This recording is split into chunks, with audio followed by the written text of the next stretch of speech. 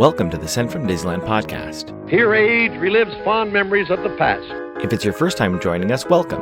On this podcast, we'll take a journey into the past and explore Disneyland and Disneyland history with mementos, snapshots, and postcards sent from Disneyland from 1955 to the present. The postcards from this episode will be viewable on Instagram at Sent from Disneyland or on my website, sentfromdisneyland.com. Today I'm starting off by thanking my patrons from patreon.com. You can join in and receive mail from my desk or from my trips to Disneyland. I'm currently working on some new patron benefits. Patrons can sign up for as little as $1 per month. Special thanks to Random Olive, the first patron to this podcast, and to the e-ticket patrons Tania, Eric Daniels, Monica Seitz Vega, Joe Gamble, Scott Booker, Russ Romano, Michael and Christina Cross, Mary Henderson, and Sheila Harry. C-ticket patrons Serious Inquiries Only, Debbie Weinstein, Jennifer Schneep, Ruby McDowell, Grace Coate, Scott Cagle, Ben and Noel Bruning, and Patty Wolin. B-ticket patron The Disney Rewind Podcast, and to the A-ticket patrons Elise Sharp, Zealot Infinity, Alexis Robles, Maggie and Henry Byers, Angelica Nablock, and the All Aboard Podcast. I am your host, your post-host Clocky, and today we have 2 postcards sent from Disneyland.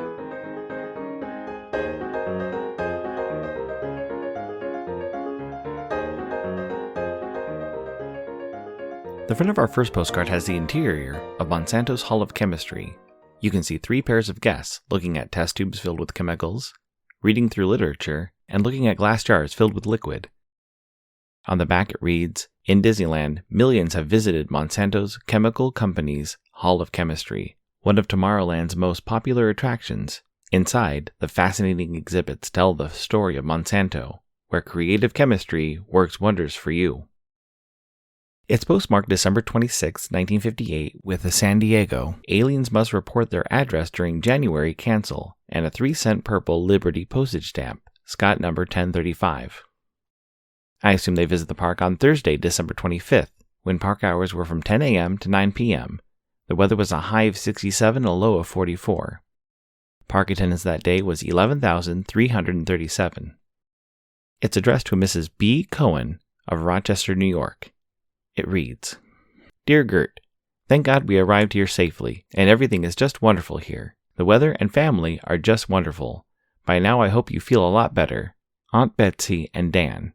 P.S. Regards to girls." Before we jump into Disneyland history, I wanted to talk about the unique postmark.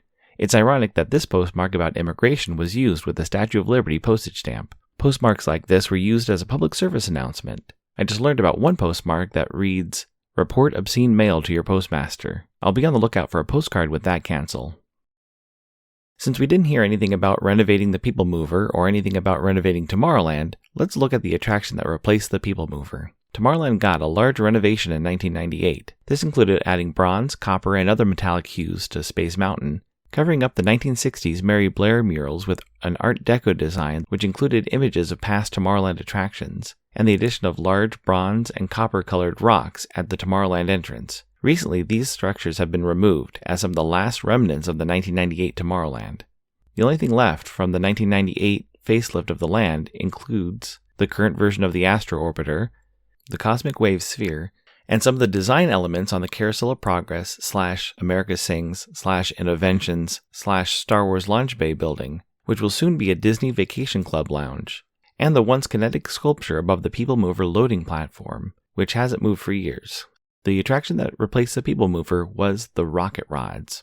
Looking back at the addition of the Rocket Rods, it actually replaced 2 attractions. The Rocket Rods queue entrance was the original entrance for Circle Vision. So Circle Vision was removed as an attraction, but the show building was reimagined to be an extended queue area for the Rocket Rods. Guests would enter and see blueprints and some physical past and current Tomorrowland ride vehicles, painted with black light responsive colors to look like prototypes. Some of these vehicles were the old rocket jets, the front cab of a monorail, and sadly the recently replaced People Mover ride vehicle. Guests would then wend their way through switchbacks in the old Circle Vision showroom, with projectors still in use, showing Disneyland short films about the future of travel. Some of these were from the Wonderful World of Color television show and included clips of Walt talking about the future forms of transportation. A complaint about this room was in regards to the length of time guests would spend in the room waiting, longer than the looping video shown. A guest would see the presentation 2 or more times while waiting. Once out of the old Circle Vision room, Guests would then take a stairway 1 floor under Tomorrowland and come up the stairway 2 floors to the old People Mover and now the Rocket Rod's loading and unloading platform. Enfield Post is celebrating a 6-year anniversary. Currently, she's offering a 30% coupon until Sunday, September 18th. Hope you're listening right after this episode drops. She's currently sold out of some of my favorite stamps, but there are plenty of others to choose from. You can head over to EnfieldPost.com and explore all the different vintage stamps you can use on your next card or letter. That's ENFIELDPOST on Instagram and EnfieldPost.com for your wedding and vintage postage needs. Enfield Post is the official postage stamp sponsor of the Sent from Disneyland podcast.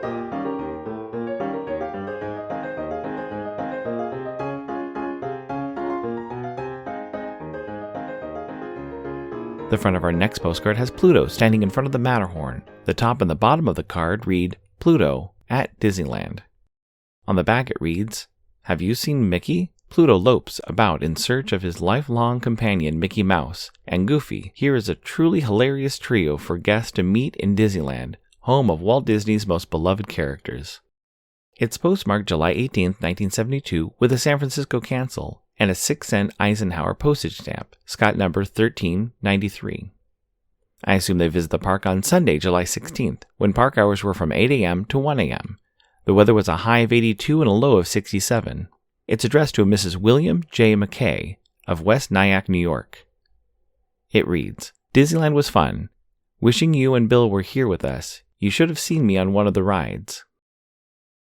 The Rocket Rods followed the same track as the People Mover. Guests saw the same things, except now guests saw windows into Innoventions instead of the Tron projections. The attraction loaded and unloaded much slower than the People Mover, allowing the vehicles to fully stop to load guests and check for safety straps. The capacity of the vehicles was considerably less than the People Mover vehicles, with just 5 guests per vehicle. The attraction started with a racetrack stop-light-like signal, although guests were not racing another car like you experience on Radiator Springs Racers. The attraction's top speed was only 30 miles per hour, and only on the longer, straight sections of the track. Most of the maintenance problems arose from the computer system being overwhelmed by the constant change in speed throughout the attraction. It took 3 years to complete the Rocket Rods after the People Mover closed. The Rocket Rods only ran from May of 1998 until it temporarily closed in the summer of 2000, and officially closed in April of 2001, when Imagineers officially announced that it would not be coming back. One of the highlights from the attraction was that it was the first Disneyland attraction to have a single rider line. The Rocket Rod's original name was Rocket Rod's XPR, or Experimental Prototype Rocket. I was able to ride this attraction in the summer of 2000 once. The long line deterred me from trying to ride it a second time. I'm still hopeful there'll be some use for the old People Mover track. Maybe we'll hear some good news at the next D23 Expo.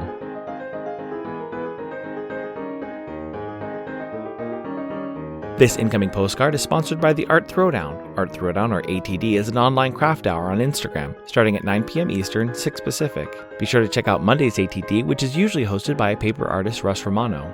I've seen many amazing art projects, learned about awesome postmarks, postage stamp history, and a lot more on different episodes. It's great to stop in for an hour to watch someone craft or design something unique. Each host brings something a little different to each show. I'll list some of the regular hosts, or you can follow Russ Romano 2021 on Instagram. The front of my incoming postcard has the House of the Future. You can see Sleeping Beauty Castle in the background and the Monsanto sign in front of the house.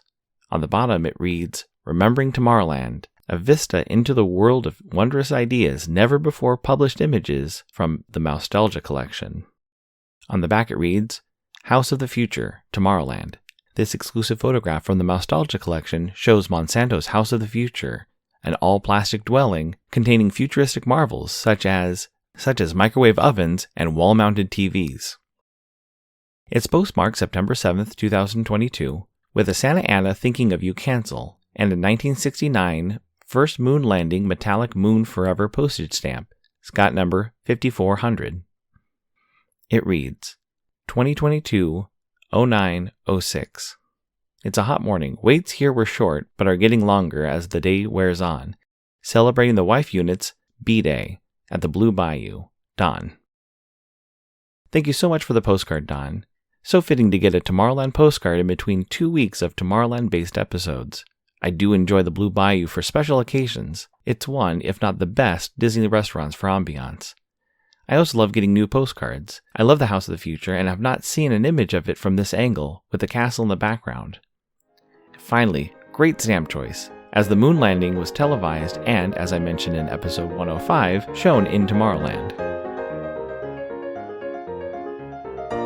Thanks for listening to Sent from Disneyland. If you enjoyed this podcast, please subscribe and tell your friends. It would be awesome to share your favorite episode. There are over 100 episodes to choose from. It would also help to leave a 5-star rating and comment at whatever podcast platform you use. If you'd like to support the show financially, please check out our Patreon page at patreon.com/SentFromDisneyland. You can find me on Instagram and Facebook at Sent From Disneyland, or on Twitter at Sent From Disney. For questions and comments, send me a postcard addressed to Sent From Disneyland, P.O. Box 44, Hood, California, 95639. This podcast is not affiliated with Disney, the United States Postal Service, or any post office or Disney properties. Opinions expressed on this podcast belong to its host and guests of the Sent from Disneyland podcast.